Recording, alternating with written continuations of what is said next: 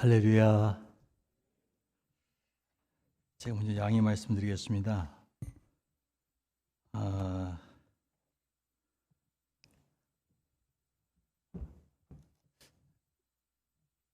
주간의 삶이 왜 이렇게 바쁘지요? 여러분도 많이 바쁘지요? 제가 몸 밖에 있는지 몸 안에 있는지 모를 정도로 갑자기 이번 주간에는 스케줄이 밀린 것 같아요. 다시는 제가 노회장 안 할 겁니다. 노회장을 하고 싶어서 한 건 아니었고, 노회적으로 저희 노회가 굉장히 건강한 노회인데, 노회가 가지고 있는 재정을 가지고 조그마한 예배 초소, 플랫폼 교회라고 하는 것을 이렇게 마련했어요. 그래서 개척을 하기로 원하나 재정이 없어서 개척을 못하는 목회자들을 선발해서 이제 그 장소를 이제 노회로 빌린 건물이니까 거기서 이제 한 장소에서 한 3개 교회가 시간대를 달리해서 예배를 드리도록 그렇게 시스템과 결정을 하게 됐어요. 그러다 보니까 노회가 돈이 없는 거예요. 돈이 없는데 문제는 이 돈 없는 노회를 누가 잘 끌어갈 수 있겠냐 했을 때 모든 사람이 정한미 목사 정도는 돈이 없지만 잘 끌어갈 수 있겠다라고 증경노회장들이 결정을 했던 거예요. 그래서 저희에 그 임무가 주어서 돈이 없지만 노회는 또 노회대로 또 끌어가야 되니까 그런 부분에 있어서 제가 원래는 단계를 밟아서 노회장이 돼야 되죠. 근데 저는 이제 이렇게 단계가 아니라 이제 낙하산식으로 되어졌기 때문에 그렇게 해서 제가 노회장을 하게 되어졌고, 또 제가 가지고 있는 기질이 이제 주어진 임무가 있으면 적당히 할 수가 없잖아요. 그러다 보니까 하다 보니까 의외로 이제 제 가지고 있는 삶의 스케줄과 달리 공적인 대외적인 일들이 너무 많은 거예요. 장례가 나면은 장례도 다 따라가야 되는 거예요. 그리고 모임 있으면 모임도 가야 되고, 또 가서 뭐 조그마한 기관들에서 뭐 하겠다 그러면은 뭐가 참여를 해야 되는 것 같아요. 노회장이 꼭 와서 기도라도 하고 축도라도 해야 되고, 설교를 자주 부탁한데 제가 많은 부분은 제가 사양을 해도 이게 그러다 보니까 오늘도 아침 7시에 출발해서 서울이 그렇게 머나요? 한 3시간 걸립니다. 공항까지 가는데, 그리고 끝나고 오니까 오후 한 4시쯤 됐어요. 그 다음에 이제 제가 오늘 메시지를 계속 준비하다 보니까 여러분들 제가 잘 보여요? 제 얼굴 보여요? 저는 보이는 게 없습니다. 그런 거 있죠. 체력이 한계가 오면은 앞이 이렇게 안 보이는 거 있죠. 제가 컴퓨터는 켜놨는데 앞이 잘 보이지 않아서 오늘은 그냥 평범하게 하시렵니다. 근데 문제는 이 평범한 것들이 중요한 것은 준비가 충분치 않기 때문에 시간이 더 걸린다는 거예요. 문제는. 그래서 오늘 그럼 푹 이렇게 마음 놓으시고, 저도 가급적이면 핵심만 말씀을 드리고 오늘 말씀을 마치려고 합니다. 오늘 우리가 모임은 이제 청식 사역자 헌신 예배라고 해서 전 사역의 대상자를 생각하고 말씀을 제가 준비하기보다는 오늘 이 사역자들 아마 대다수가 교회 안에 직분자일 거예요. 재직이라고 하는 목사, 장로, 안수집사, 권사, 서리집사, 혹시 거기에 해당되지 않으신 분? 서리집사, 권사, 청년 손 들어보세요. 아이들 손 들어보세요. 그러면 같은 우리 작년 세대인데 서리 집사 아닌 분 손 들어보세요. 예, 하나도 없잖아요. 그래서 오늘 제가 이제 재직에 대한 메시지를 좀 말씀을 전하고자 합니다. 왜 이 말씀을 하고자 했냐면, 제가 올해 보니까 첫째 주에 재직 명단을 발표했잖아요. 보니까 저희 교회 출석 교인 한 3분의 2 정도 이상이 거기가 재직이에요. 그러면 그 정도 숫자 같으면 교회 안에 봉사 영역이라든가 사역에 있어서 이게 사람들이 제대로 배치되어져서 그 사역을 잘 해가야 되는데, 직분은 맡았는데 여러 사정이 있겠습니다만 교회 안에 이 봉사직으로 재직을 맡고서 들어오지 않는 부분이 없잖아 있어요. 그래서 어떤 부서는 일꾼이 없어서 굉장히 힘들어하고, 또 열심히 있는 분들은 2개, 3개를 맡아다 보면서 일하다 보니까 거기에 일에 치여서 교회에 오는 게 즐거움이 아니라 사역을 하러 오는 무거운 짐을 느끼는 사람들이 있는 거예요. 그렇게 상황들이 바뀌어져 가고, 또 보니까 저희 교회가 젊은 세대를 이제 뭔가 교체를 하려고 그러는데 젊은 세대들이 세워지지가 않는 거예요. 그래서 이제는 철저하게 우리가 말하는 이 재직이라고 하는 집사, 안수 집사, 권사, 장로, 목사는 봉사직이기 때문에 봉사를 사실 못할 것 같으면 재직 직분을 맡으면 안 되거든요. 그게 왜냐하면 이것이 명예가 아니기 때문에. 그 직분을 맡는다는 이야기는 내가 하나님 몸된 교회를 세우겠다 하는 차원인데, 이게 한국 교회는 이게 벼슬이 됐어요. 그래서 직분을 맡아놓고도 봉사를 하지 않는 거예요. 그래서 이렇게 하면 교회가 건강하지 않아요.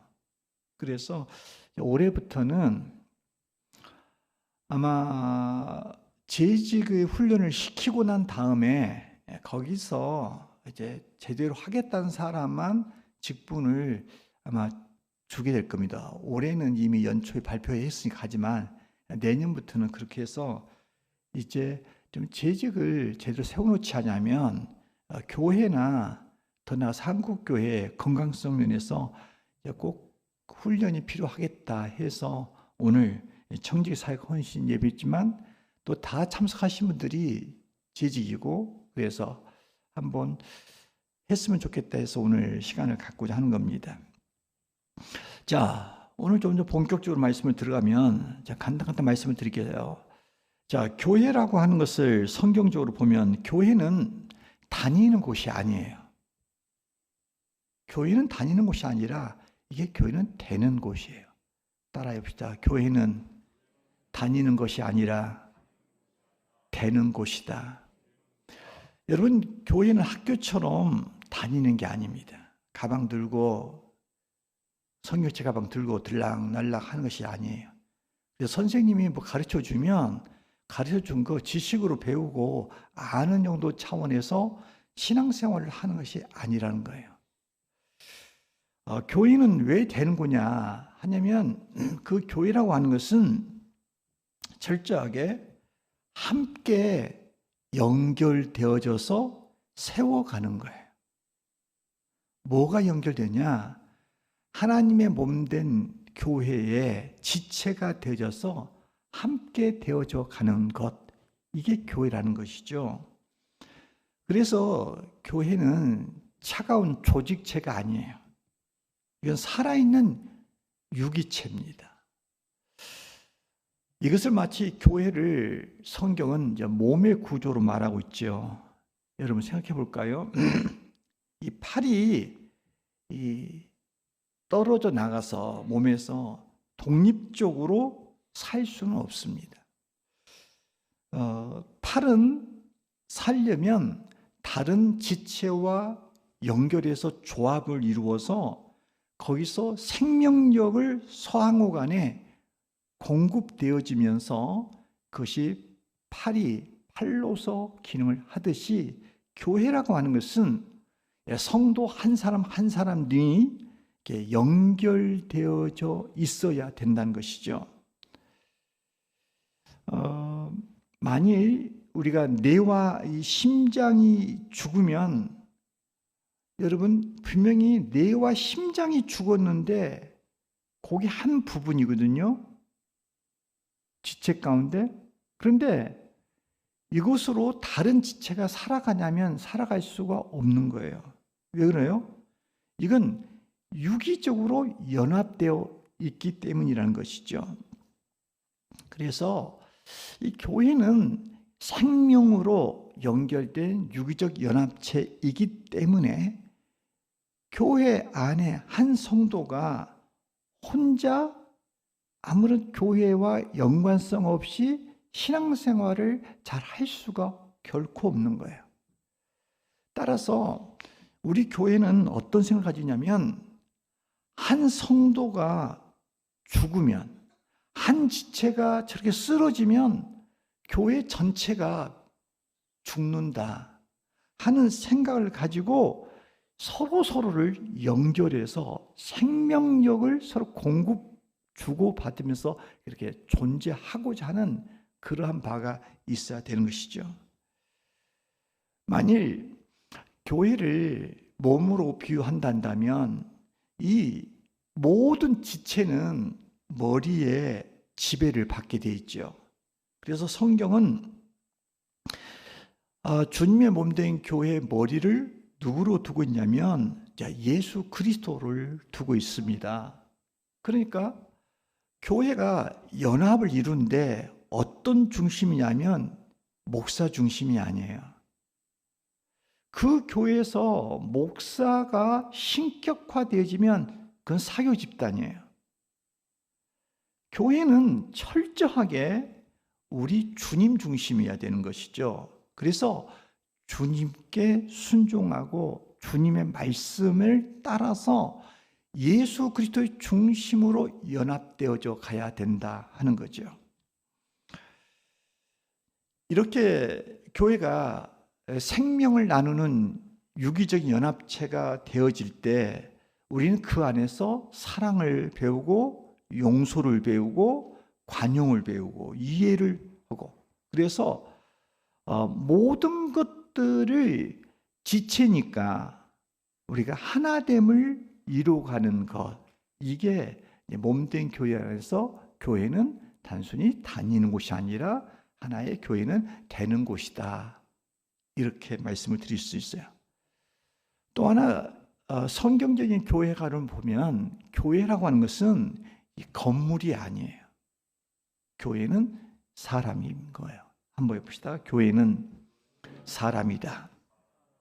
여러분 우리 흔히들 오해하면 이 건물이 교회라고 하는데 이것이 물론 유형적인 눈에 보이는 건물이라는 것은 맞아요. 그런데 참 교회는 보이는 유형이 아니라 보이지 않는 무형의 교회여야 돼요. 그러면 어떻게 우리가 교회가 됐냐면 교회는 하나님이 거하시는 곳 그것이 이제 교회 아닙니까? 그런 면에서 우리가 예수님을 믿게 됐어요. 예수님을 믿게 되어짐으로 우리 안에 우리 주님이 들어오셨어요. 그래서 우리 몸을 주님이 성전으로 삼고 있는 거죠. 그래서 사도 바울은 고린도전서 이 3장 16절에서 이렇게 말씀하고 있죠. 너희는 너희가 하나님의 성전인 것과 하나님의 성령이 너희 안에 계신 것을 알지 못하느냐. 그러니까 우리가 예수님을 믿음으로 말미암아 교회가 된 거죠. 교회가. 그래서 예수 믿는 각 개인이 하나의 교회로 돼 있는데 이것이 그리스도 안에서 연합되어 있다 하는 거예요. 우리가 지난 몇 년 동안 이 코로나로 인해서 자유롭게 예배를 드리지 못했어요. 그러나 예배를 못 드리는 거지 우리가 코로나로 인해서 교회가 무너진 것은 아니지요. 왜요? 우리 자신이 각 처소에서 있는 곳에서 우리가 주님 중심으로 말씀 안에서 우리가 세워져 갖고 있었기 때문에 교회는 무너진 게 아니에요. 우리 교회가 이제 코로나 때 매일 1, 2, 3, 4 경고 운동을 통해서 교우들이 각자 처소에서 하나님 말씀 안에서 그렇게 살아냈잖아요. 그리고 난 다음에 저희 교회는 건강하게 코로나로 인해서 큰 영향이 없었어요. 그것들이 숫자적인 면에도 그렇고 여러 면에서 우리가 사역적인 것은 제한을 받았지만 실제로 교회의 기능은 해왔던 것은 여러분이 주어진 곳에서 바로 교회로서 그 역할을 잘 해주었기 때문입니다. 그래서 이 교회라고 하는 것은 참으로 건물로만이 아니라 우리 자신이 교회다 하는 생각을 가지고 있어야 되는 것이죠. 따라서 그 교회가 건강한 교회냐 아니냐 이것을 어떻게 하냐면 그 교회 성도 한 사람이 한 사람이 하나님 안에서 어떻게 서 있느냐 이걸 보면 알아요. 교회가 많은 숫자가 모인다고 해서 그 교회가 건강하다 말할 수 없어요. 여러분 우리 아이들 키워보면 어떻습니까? 나이에 걸맞지 않게끔 잘 먹어서 비대하고 아주 발육이 컸어요. 그런데 그 아이가 건강하다고 볼 수 있나요? 몸집이 크고 사이즈가 크다고 해서 그런 게 아니야. 교회 건강성은 정말 성도들이 많이 모이고 재정이 넘쳐나고 또한 그 안에서 어떤 몸집이 커진 것 때문에 그 교회가 건강하다가 볼 수가 없어요.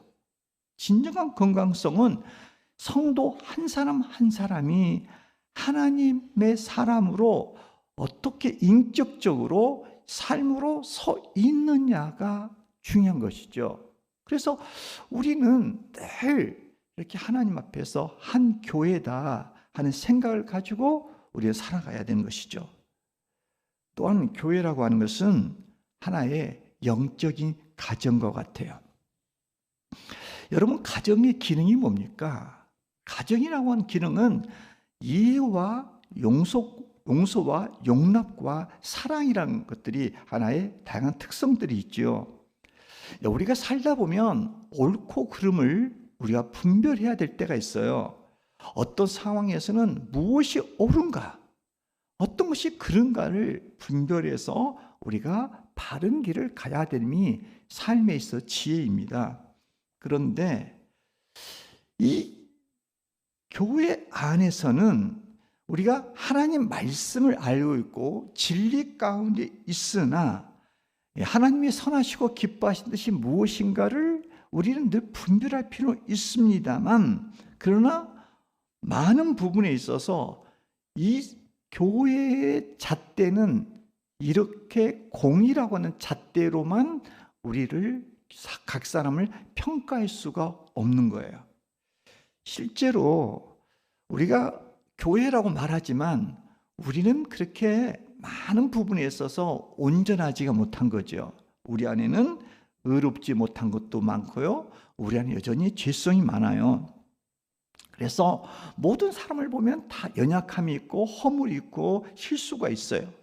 그런데 우리가 옳고 그름으로만 교회 안에 온 사람들을 판단하고 헤아리면 그 공동체는 정말로 굉장히 어려운 공동체가 될 수밖에 없어요. 가정을 이루는 데 있어서 가장 하나의 힘이 되고 핵심이 되는 것은 뭡니까? 아버지와 어머니가 존재하는 것이죠. 그래서 어떤 누군가는 말했죠. 하나님은 우리 아버지시고 교회는 우리의 어머니와 같다 이렇게 말을 했어요. 그래서 성도들이 교회를 어머니로 삼지 않고는 하나님을 아버지로 제대로 섬길 수가 없는 거예요. 때로는 어떤 사람들은 이렇게 말해요. 나는 교회가 필요 없어. 나는 하나님만 나 혼자 잘 믿으면 돼. 이렇게 생각할 수가 있어요. 그런 사람들 가운데 이제 가나안 성도, 안나가 성도, 집에서 혼자 예수 믿는다고 하는 사람들이 아마 그런 생각을 가질 수 있어요. 그런데 이 성경 전체를 보면 하나님은 좋으신 아버지고 그리고 교회는 어머니의 품과 같다 하는 것을 우리에게 보여주고 있어요. 그래서 교회를 어머니로 삼지 않은 채 나 혼자 하나님을 잘 믿고 천국을 갈 수 있겠다 하는 그 생각은 굉장히 어리석은 생각이지요. 그래서 이 하나님을 아버지로 섬기기 위해서는 교회를 어머니로 생각하고 교회 생활을 잘하는 거예요. 그러면 이 교회 생활을 잘하는 게 뭐예요? 특별히 영적인 가족이라고 했을 때에 교회 안에서는 가족 관계처럼 서로의 허물을 덮어주는 그 관계로 나아가야 된다는 것이죠.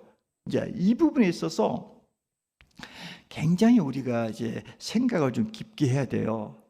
우리는 죄성을 가진 존재이기 때문에 우리가 예수님을 믿고 있고 한 지체로 있습니다만 어떻습니까?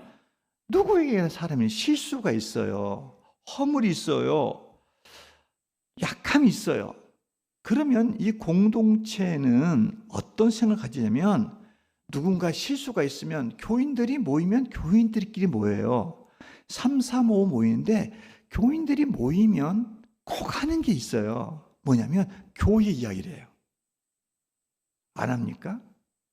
교회 이야기를 하는데 그 교회 이야기 가운데 이게 꼭 빠지게 지도자를 이야기를 해요. 마치 안 하는 것처럼 날 쳐다보고 있는데 내가 다 알아요. 지도자 이야기를 꼭 하고요. 또 해요. 누구의 집사 이야기를 해요. 권사 이야기하고요. 직분자나 교회 성도들 이야기를 해요. 그런데 그 이야기가 좋은 이야기, 칭찬 이야기, 함께 기도해 줘야 될 이야기를 하는 것은 괜찮아요. 그런데 부끄러운 이야기입니다만 이 목회자들도요, 만나보면 이 성격들이 다르더라고요. 목회자도요, 만나보면 남의 이야기 하는데 아주 빠른 사람이 있어요. 물어봤냐고요. 그런데 5만 가지 정보를 다 알려줘요. 그리고 같은 노예 안에 누구 이야기를 해요. 저는 물어본 적이 없어요. 그리고 그 이야기를 함께 이야기하는데 제가 한 번 그런 적이 있어요. 제 마음이 이제 어려웠나 봐요. 어려웠는데 제가 며칠 동안 그 문제 때문에 끙끙 앓았던 것 같아요. 그래서 제가 용기를 내서 그분한테 전화를 했어요. 이렇게 말했죠. 목사님, 내가 목사님과 편하기 때문에 말씀을 드릴게요. 제가 약간 놀란 게 있습니다. 다름이 아니라 그 자리에 없는 선배 목사님 이야기를 왜 하셔요?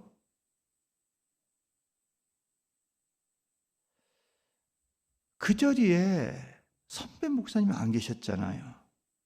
근데 그 선배 목사님이 약함이 이야기를 하시는데 결국 그 약함을 통해서 나는 그렇지 않는다라고 교훈 삼아서 본인 이야기를 하고 싶어서 선배 이야기를 끌어들이는데 저는 아니라고 봅니다. 본인의 지금 살고 있는 자랑스러움을 이야기하여서 굳이 말하겠다면 그 이야기만 하시지 선배 이야기를 하시는 것은 제가 보기에는 저는 그 당시 참 마음이 어려웠습니다. 그랬더니 그분이 미안하다고 그렇게 이야기하면서 제가 말씀을 드리고 싶은 것은 기질적으로 남의 이야기 하는데 익숙한 사람들이 있어요. 기질적으로. 그런데 교회 안에서 한 공동체는요, 남의 이야기에 많은 거 익숙하지 마세요. 가족은요, 아버지, 어머니 욕 안 해요. 형제들 이야기 안 해요. 내 자식들 약한 거 아내 이야기. 우리의 영적인 가족이잖아요. 지도자의 연약함 왜 없어요? 암흑의 집사, 권사 그 왜 연약함 없겠어요? 그 이야기를 왜 하셔요? 그 말 아니면 할 이야기 없습니까? 뭐 하지 마세요. 차나 많이 드세요. 이야기는 저는 하나님께 이런 기도를 해본 적이 있어요. 하나님, 제가 머릿속에 남의 말 들으면 오랫동안 기억하는 이 메모리가 돼 있어서 어느 때는 그 이야기를 하고 싶은 마음이 자꾸 들어요. 하나님, 웬만하면 제가 그런 이야기 안 하도록 제 머릿속에서 남의 이야기 들은 말은 좀 제거해 달라고 했더니 하나님이 그런 즉각 응답하셨어요. 여러분들 저한테 말해도요, 며칠 지나면 몰라요. 목사님이 다 알 거라고 하시면 곤란하고, 이렇게는 알고 있어요. 저분이 부인과에 병원 다녀왔지, 이 정도 알지 그 병과가 뭔지는 잘 모르고 다음 만날 때 꼭 다시 이야기해 주셔야 됩니다. 그게 하나 저는 큰 유의됐던 건 뭐냐면요, 제가 제 자신을 아는 거예요. 정보가 정확하지 않다는 걸 알아요. 정보가 정확하지 않은 것을 그럴 것이다라고 하는 걸로 말하면 이게 나중에 잠언 18장 13절 말씀에 보니까 약간 틀릴 수 있는데 이런 말씀이 있어요. 사연을 듣기 전에 말하는 자는 나중에 부끄러움을 당할 것이다 하는 말씀이 있어요. 무슨 말이냐면 어느 때는 사연을 듣지 못하고 제3자가 봤을 때에 그건 아닌데 자기 생각으로 말을 해버렸어. 근데 나중에 보니까 그것이 그런 상황이 아니야. 그러면 더 정직한 사람은 이렇게 말해야 되죠. 내가 그 사람 만나서 내가 예전에 그렇게 말했는데 알고 보니까 그게 아니었대. 내가 잘못 말한 것 같아. 이렇게 교정을 해줘야 되는데 보통 사람은 그렇게 안 하죠. 자기가 실수한 바 말한 건 나중에 알아. 이게 진실이 아니었고 전심이 아니었다는 아는데 그걸 교정 안 해줘요. 그냥 넘어가 버려요. 그러면요, 그게 그 사람에 대한 잘못된 정보를 통해서 그 사람을 어렵게 만드는 것들을 보게 되더라고요. 그런 부분에서 이 교회는 가족 공동체 때 저는 정말 좀 그래요. 저는 부교육자리 있을 때요, 제가 옥 목사님을 제가 욕을 해본 적은 없어요. 근데 이 부목사님 만났는데 옥 목사님 욕을 하더라고요. 그래서 이상해. 야, 너는 그 정도도 못 되는데 왜 뭐 담임 목사 욕을 하지? 우리 교회 부목사들 그렇지는 않죠?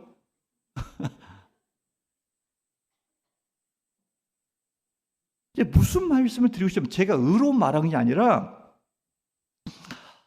남의 말은 할 필요가 없어요. 우리 가족이잖아요. 여기서 조금 더 이야기해 볼게요. 조금 더. 저는 성도들이요, 저에 대해서 막 욕하는 것이 저는 이상해요. 왜 이상한지 아세요? 제가 여러분을 영혼을 위해서 이렇게 저와 지금 5년, 10년, 15년, 20년 가까이 말씀 먹여왔잖아요. 여러분이 여기까지는 저를 통해서 하는 말씀이 어떻게 죽이 됐든 밥이 됐든 여기까지 여러분의 일용할 양식으로 해왔잖아요. 여러분을 위해서 영적인 밥을 지어준 사람이에요. 여기까지 그렇게 아픔이 있었고 힘듦이 왔어요. 그런데 담임 목사를 욕한다? 우리 연약성이기 때문에 말하는데 저는 좀 이해가 안 됐어요. 왜냐하면 아니, 말씀을 듣고 있잖아.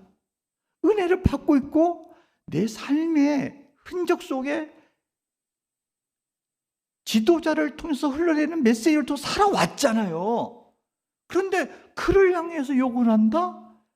이렇게 해야죠. 연약함이 있고 부족함이 있지요. 이건 욕이 아니라 엎드려 기도를 하는 거예요. 이게 그 지도자를 위한 것이고 개인 영혼이 사는 거예요. 이처럼 지금 제 이야기를 하는 게 아니라 누구 이야기를 하지 마세요. 하지 마세요. 가족이라니까요. 실수를 덮어주고 용납해주고 이해해주고 기다려주는 거예요. 여러분, 이렇게 봐야죠. 지체의 허물을 보면은요, 젖은 눈으로 궁일한 마음으로 그를 바라보는 거예요. 당신의 죄가 나의 죄입니다. 내가 당신을 위해서 더 많이 기도하지 못했고 당신을 더 사랑하지 못한 내 탓입니다 라고 하는 아픔으로서 감싸주는 곳, 이게 교회여야 한다는 거예요. 여러분, 우리가 영적인 가족이라고 하면요, 훨씬 우리가 이 만남의 과정이 달라야 돼요. 우리가 성도가 이 하나님을 아버지로 모시고 있단다면, 교회를 어머니의 품으로 우리가 살고 있단다면, 이 우리의 만남이요, 훨씬 지금보다 더 인격적이어야 돼.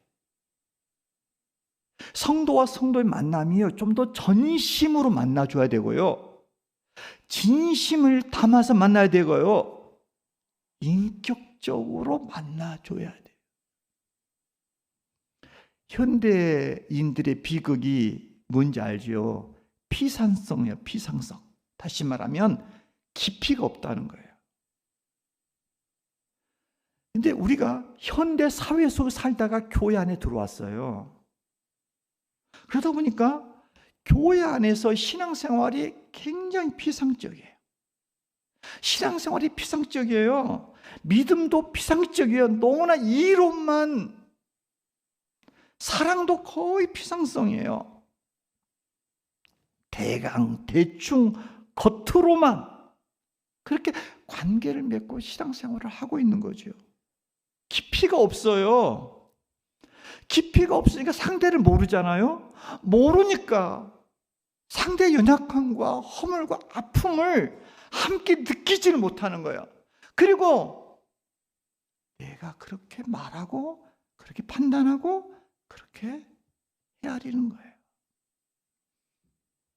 교회는 진정 사랑의 공동체가 돼야 되고요, 때로는 함께 울고 함께 아파하는 공동체가 돼야 되고요, 진정한 가족 공동체가 돼야 돼요.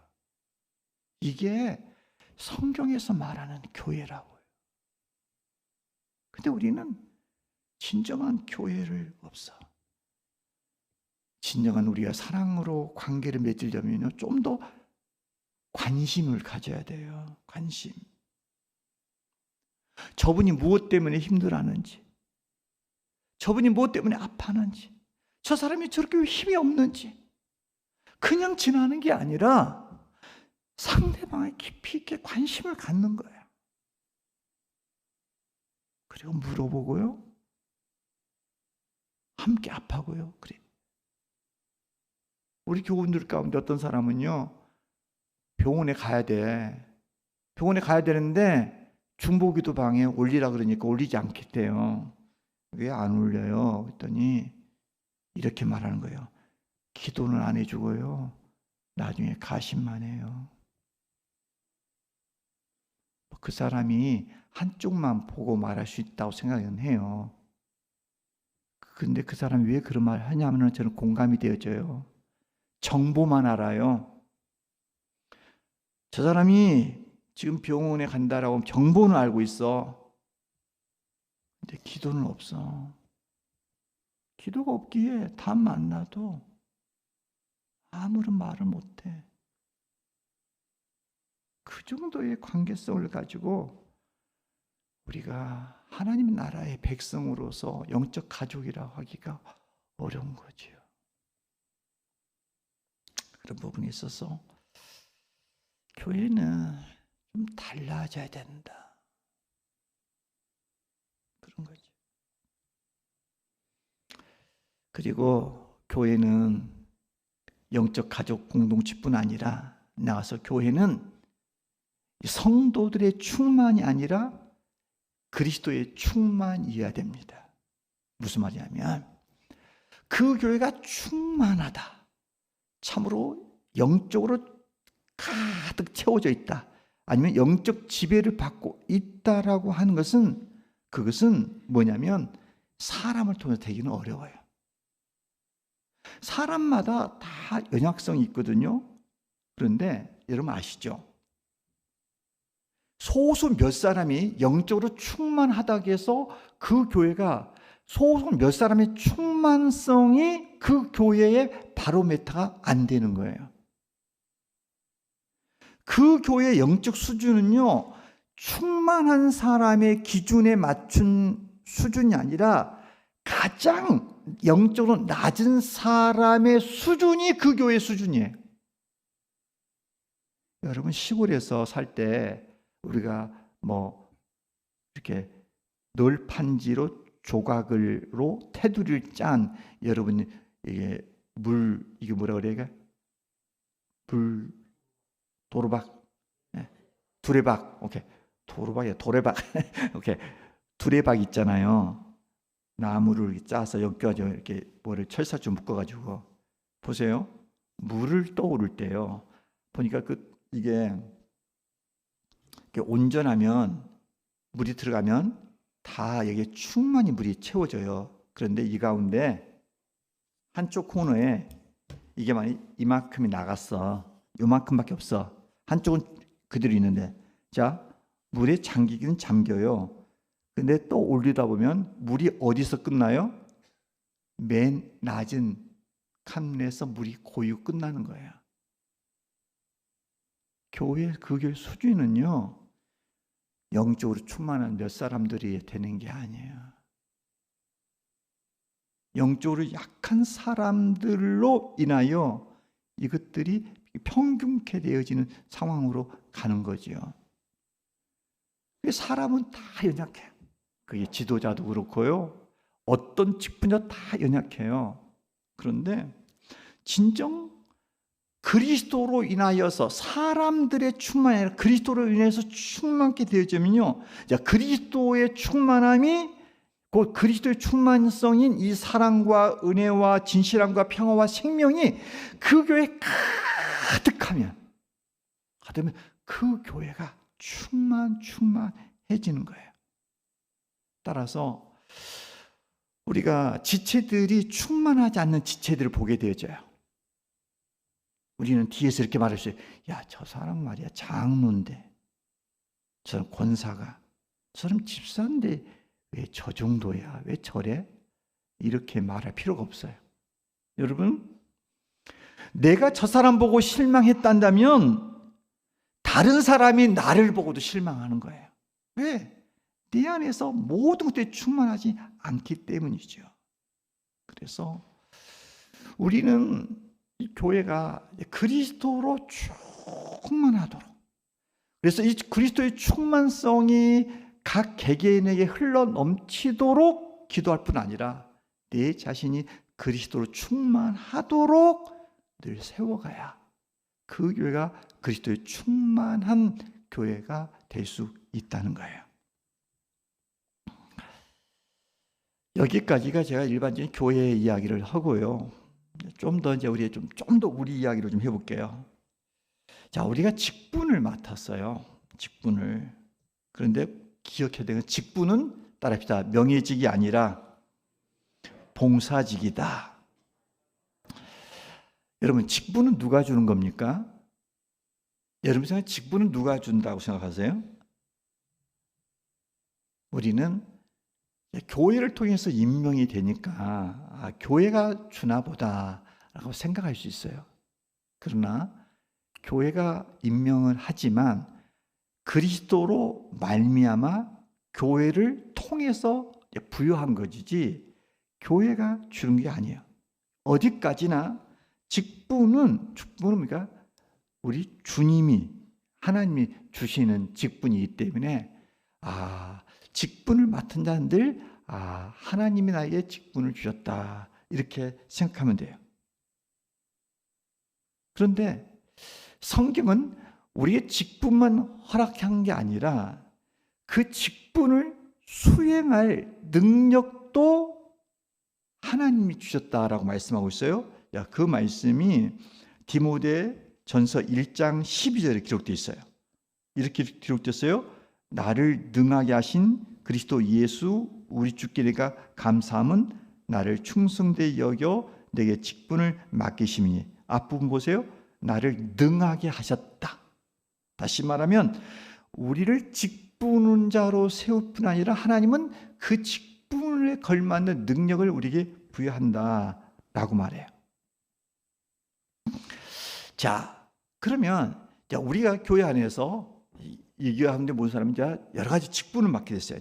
직분을 맡게 되는데 그 직분을 맡은 사람이 뭘 해야 되는가, 이 부분이 제가 보기에는 좀 선명하게 본인이 자신의 위치에서 뭘 해야 되는지가 아마 제가 보니까 별로 교육이 안 됐던 것 같아요. 제가 직분자를 세울 때에 처음 세울 때는 그것들이 좀 시간상으로 가능했던 것 같아요. 시간상으로 해서 처음 그때 100일 동안 이렇게 나와서 기도도 하고 훈련도 받고 했는데 코로나 이후에 세워졌던 직분자들은 이제 그런 시간이 너무 짧아서 제대로 교육이 안 된 상황에서 제가 좀 이 시간에 말씀을 이 자리를 빌어서 하고 싶은데, 우리가 할 일이 있어요. 그게 뭐냐면 서리 집사를 맡으셨잖아요. 서리 집사. 서리, 이 말은 뭐냐면 대신한다 그 뜻이에요. 서리 대신한다 하는데 뭘 대신하냐?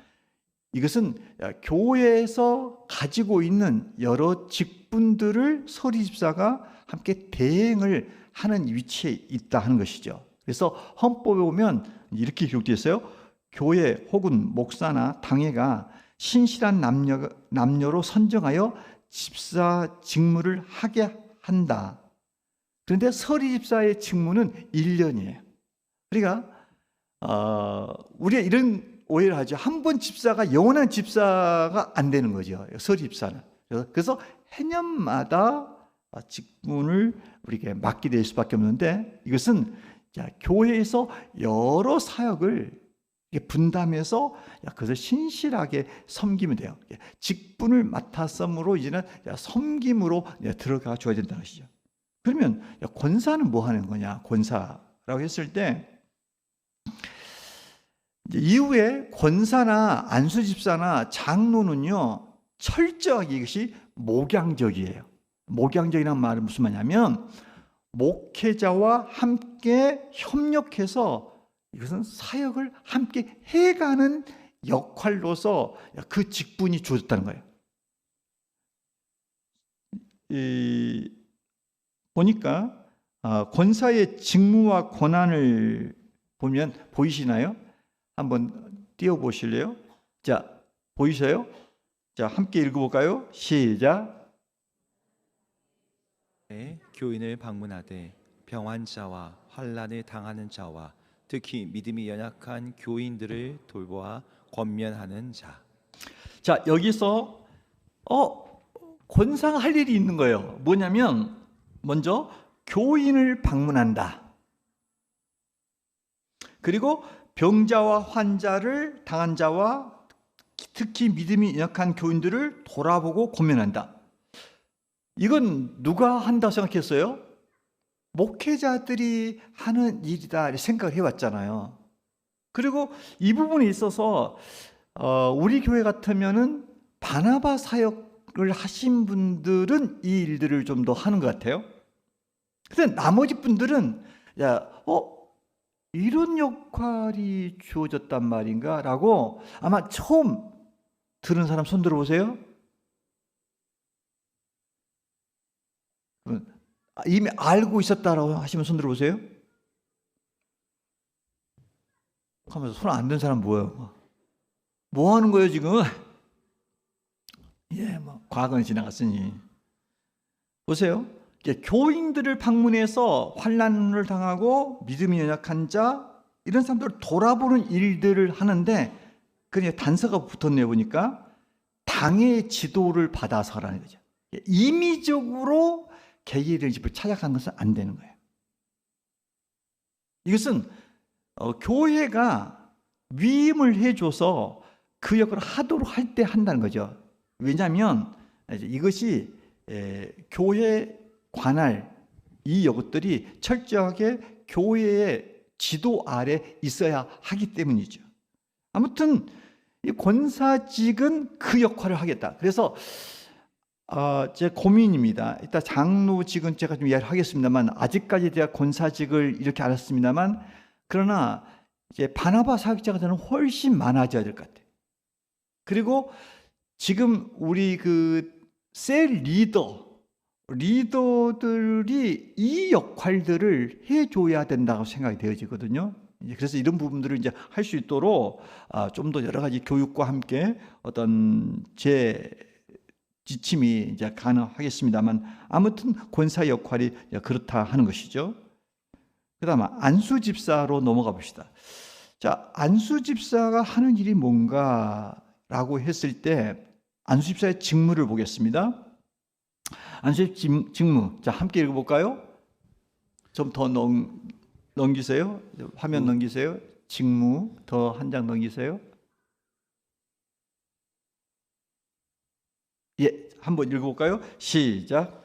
안수 집사의 직무는 목사 장로와 합력하여 빈 공궁한 자를 권고하며 환자와 갇힌 자와 과부와 고아와 모든 환난 당한 자를 위문하되 당의 감독 아래서 행하며 교회에서 수금한 구제비와 일반 지정을 수납 지출한다. 자, 띄워놓으세요. 여기 보니까 안수 집사도요. 보니까 교회 장로와 협력을 해서 여기도 보니까 가난한 자, 궁핍한 자, 환자, 갇힌 자, 과부, 고아, 환난 당한 자 이런 사람들을 위로하는 일에 목회적에 투입이 된다는 거죠.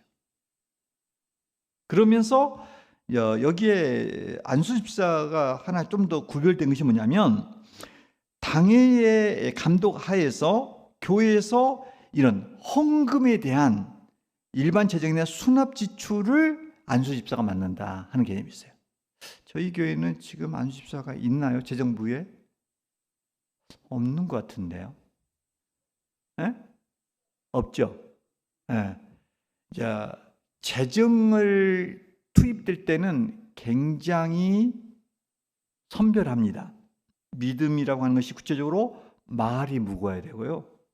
돈에 자유해야 되고요. 아무튼 좀 재정에 투입된 사람은 조금 좀 교회에서 아무튼 여러 면에서 이렇게 신뢰할 수 있는 사람을 재정에 투입이 되거든요. 그런데 저희 교회 안수 집사들이 몇 분 계시죠. 그래서 좀 더 그런 것들을 자질을 갖추고 준비되어져서 이런 일들도 할 수 있도록 투입될 필요가 있을 것 같아요. 아무튼 그런데 안수 집사 역할이 또한 뭡니까? 장로가 되기 위한 전 단계가 아니라 목양적인 일들을 하기 위해서 안수 집사 세운다는 거죠. 자, 보세요. 목양적인 일, 보세요. 찾아가서 공고하고 함께 위로하고 이렇게 하려고 그러면요. 이건 인격적이고 성경적이고 다양한 면에서 갖춰진 바가 있어야 돼요. 이게 안 갖춰지면 이게 그 사역을 허락해도 할 수가 없죠. 그리고 당에서 그것을 허락을 할 수가 없어요. 저분을 믿고 신방을 하고 맡겨야 줘야 되는데 그게 안 돼. 성경적인 지도 딸리고 인격적으로도 부족하고 뭔가를 사람을 관리하는 것도 잘 안 돼. 그러면 그 일들을 못 맡기는 거죠. 이게. 그런 면에서 참 이 직분자의 위치가 굉장히 중요하고, 제가 시간상으로 제가 넘어갔습니다만 성경에서는 이 직분자의 갖춰야 될 조건이 굉장히 까다로워요. 근데 우리 성도들은 어떤 생각하냐면 이런 생각이 돼요. 우리 교회 오래 다니면 당신은 안수집사 장로가 돼야지, 이런 생각을 갖는 것 같아요. 결코 그건 아닙니다. 그것이 기능적 사역적인 일을 할 수가 없으면 더 직분을 맡으면 안 되죠. 왜? 그러면 이것이 문제가 되기 때문이죠. 그런 면에서 안수집사가 이야기를 하고 있고요. 그 다음에 장로 이야기를 좀 해볼게요. 장로의 자격을 한번 띄워주세요. 장로의 자격을 보니까 우리 헌법에 장로는 만 35세 이상 된 남자는 장로가 될 수 있어요. 저는 이 부분에 있어서 저희 교회가 앞으로 좀 더 젊은 교회 방향성으로 좀 나아가자 한다면 청년 장로도 필요하겠다 생각을 해봐요. 35세가 넘은 가운데서 좀 더 갖춰진 사람들면 젊은 장로를 세워서 일할 필요도 있겠다 하는 생각을 가져보는데, 자격뿐 아니라 장로의 직무가 굉장히 수준이 높아요. 장로님들 여기 계신 분들 약간 부담되지만 들어보세요. 자, 장로의 직무를 봤더니요 이렇게 나와 있어요. 자, 첫 번째 문제가 교회의 신령적 관계를 총찰한다. 이게 무슨 말이냐면 교회 안에 있는 모든 신령적인 영적인 문제를 함께 당회 목사, 당회장과 함께 행정, 때로는 권징, 교인들을 이렇게 징계하고 하는 문제까지도 함께 총체적인 이야기를 협의하는 위치에 있다. 장로가 그렇다는 거죠. 또 하나 장로의 직무는 뭐냐면 도리 오해나 도덕성 부패를 방지한다. 다시 말하면 말씀에 있어서 양무리들이 어긋난 길을 가거나 도덕성의 부패에 이르지 않도록 이 당회원들이 잘 성도들을 이렇게 권면하고 때로는 회개치 않는 자를 이렇게 때로는 돌이키도록 이렇게 관여함이 장로의 역할 가운데 하나 있는 거죠. 그리고 장로 역할 가운데 하나가 또 뭐냐면 교우를 신방하되 위로 교훈 간호한다. 만일 저에게 장로의 위치를 어느 정도까지 주겠냐 한다면 저는 어떤 가정교회에서는 세례까지도 장로에게 부여하는 데 있는데 저는 그거는 제가 허락을 안 할 것 같고, 이 정도 장례식장 가서 장례식장이나 아니면 돌집에 가서 관할하고 있는 맡겨진 그 담당 구역의 장례나 돌집 예배 정도는 장로들이 할 수도 있겠다. 그런 사람 정도로 사람이 세워졌으면 좋겠다 하는 생각이 있는 거예요. 이번에 저희 노회 때 획기적인 일이 났어요. 우리가 모일 때마다 이렇게 예배를 드리거든요. 그런데 이제 임원들 가운데 목사가 5명, 장로가 3명이에요. 근데 목사 5명이 설교를 모일 때마다 순번대로 돌아갔어요. 근데 다음 이제 장로님들 그 차례예요. 그러면 목사들이 또 순번을 돌리려고 그러더라고요. 그래서 제가 그랬어요. 돌리지 마라.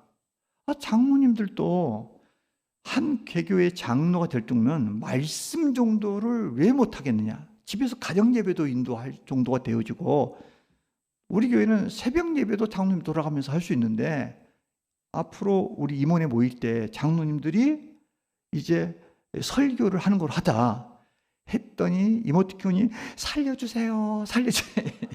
그래서 못 살려준다. 이렇게 했더니 나머지 분들은 그 엄살이었어요. 물어봐서 다음번에 만날 때 준비하고 있습니까? 했더니 네, 지금부터 기도로 준비하고 있습니다. 그러더라고요. 다시 말하면 우리 장로님들이 사실 목회자들보다 어떤 면에서는 실력도 그렇고 전문성도 그렇고요, 인생 경험도 그렇고 말씀에 대한 또 달변도요 얼마든지 잘할 수 있어요. 저는 그런 부분에 있어서 이 교우들을 신방해서 때로는 정말 그들을 위로하고 교훈하고 이렇게 돕는 역할들을 장로들이 해서 이 정도 되려 그러면 함께 목사하고 호흡을 맞출 정도가 돼야 된다는 거죠.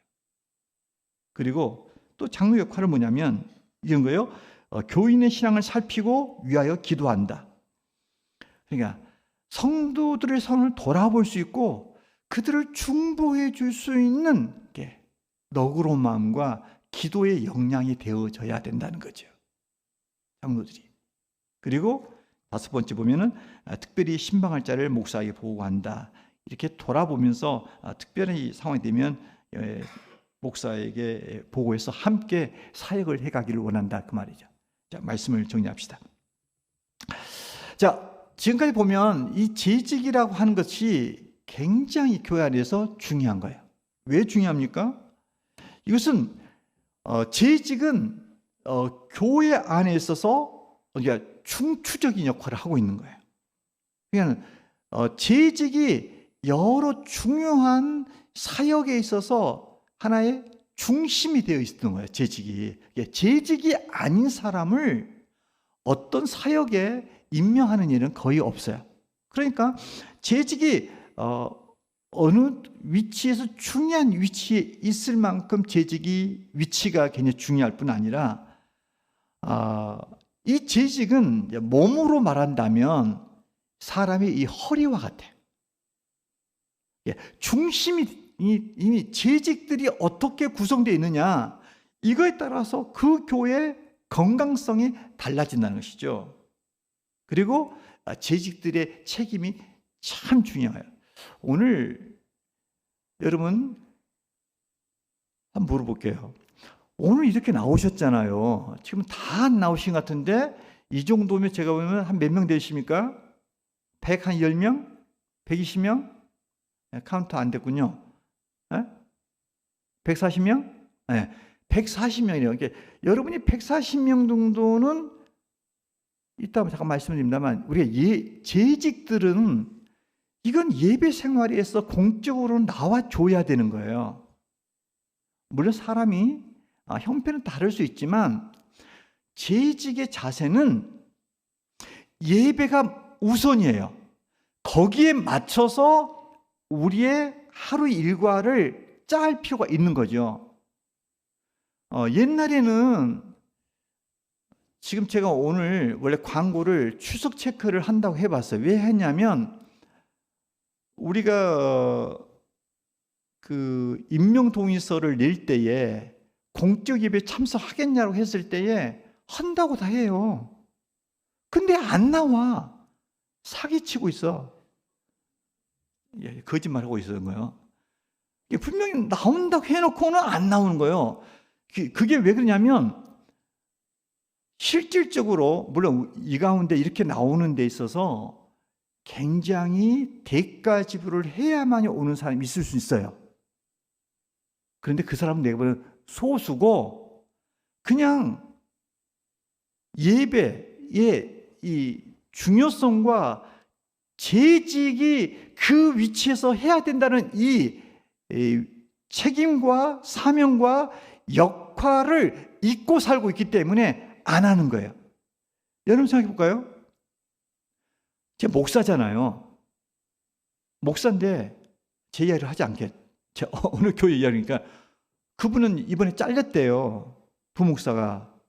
왜 잘렸냐 했더니 주일날인데 교회를 안 나왔더래.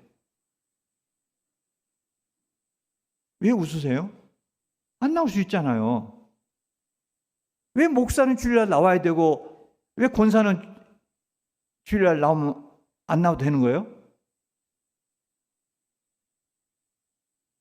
다시 말씀드리고 싶으면 제가 보면 잘리면 우리 부교육자들 제가 한 번 안 나온 사람이 있었어요. 주일날 진짜 안 나오더라고요. 우리 교회. 그래서 제가 용서를 해준 적이 있지만은 곧 우리의 직분을 맡아서 여러분 오늘 나올 수 있을 정도면 다음번에 나올 수 있어요. 그런데 여러분이 다음 주나 하면 이 가운데 한 10대 명 안 나올 거예요. 왜 안 나오냐면 그 생각이 없는 거예요. 직분자가 마땅히 이 자리를 지켜야 된다는 생각과 의식이 없는 거예요. 바쁘다 보면 다른 그것 때문에 예배를 소홀히 해도 된다는 생각이 있는 것이죠.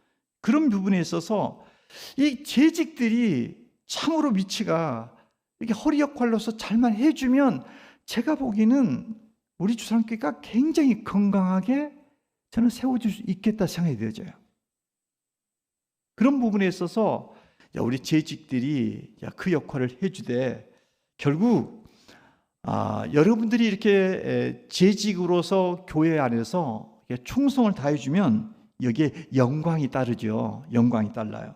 그래서 여기에 하나님의 함께하심, 축복하심, 여러분의 삶을 또한 간섭하시고 인도하심, 이 재직을 맡고 부여되신 하나님의 축복이 여러분의 삶 속에 계속 될 수 있다는 거죠. 저는 그런 부분에 있어서 우리 몸된 교회 안에 재직들이 오늘 우리가 각자 역할들을 간단히 말씀을 드렸습니다만 그 일을 잘 수행함을 통해서 여러분들이 정말 주산교회 재직으로서 그 일을 잘 감당해 줌으로 말미암아 여러분 삶에 있어서 참 재직을 맡아서 여러분 영적 삶에 유익이 되기를 간절히 소망합니다.